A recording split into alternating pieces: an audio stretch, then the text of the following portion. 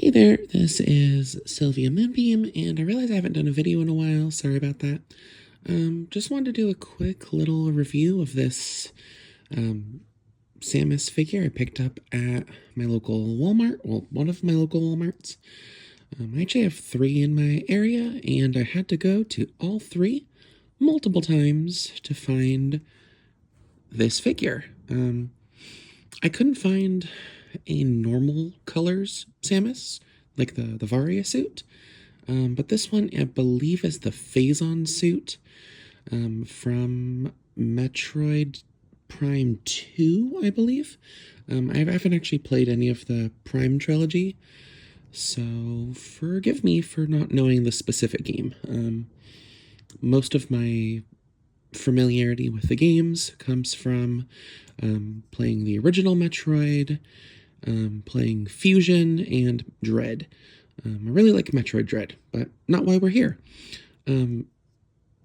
Design-wise, the red, black, and silver color scheme looks really great.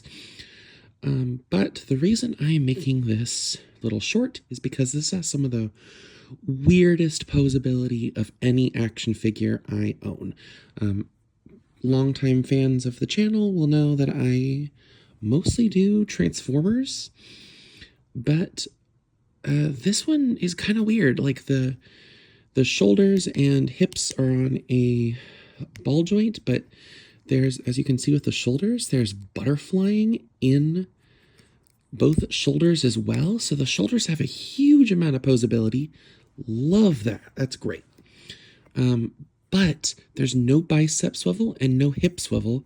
So the most rotation you can get out of it is just that little ball joint twist or the arm twist.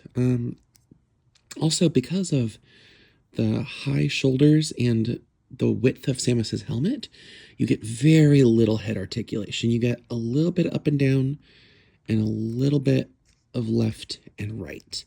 So not great on head poseability. What that does mean is that if you get her in the most awkward looking shoulder position, you can kind of squeeze her into her classic arm cannon pose. Like, this does kind of look good, but also that does not look comfortable in the slightest. Like, you can get her in the pose, but anyone who has to contort that way would not be very comfortable. I do like that they made the pauldrons a separate piece from the shoulder. That actually works out really well. Gives her a lot more poseability. I appreciate that. I think the waist swivel on mine is a little too loose, but that could just be a quality control issue. The weirdest thing, the feet have a little bit of poseability, but that might as well not even be there because you can't twist the feet at all. It's basically just one little click. So, I mean, why even have foot poseability if it doesn't really matter? I did mention, though, there is no bicep swivel, no hip swivel, other than the ball joint itself and the butterfly joint. But the weird bit about it is that all 4 of the major hinge joints, the elbows and the knees, are all double joints. So, for example, you can have a bend there and a bend here.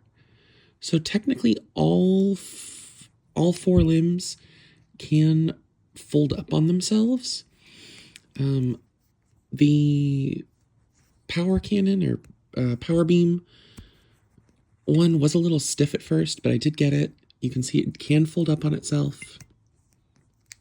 The legs are a little bit harder since her legs are so long, but they can, as you can see, fold up on themselves. So great poseability despite the lack of a good swivel. The best swivel we have is in the wrist, which can turn a full 360 and has a tiny soft ratchet, so it can get a couple clicks or the poseability.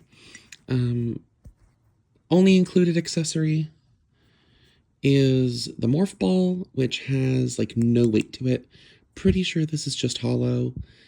Wish she came with like a missile or an energy tank or something to go with her though, because this morph ball being the only accessory is a little disappointing. Anyway, that was a quick review. Hope to make some more stuff like this in the future. Have a great rest of your day and hope to see you next time. Bye.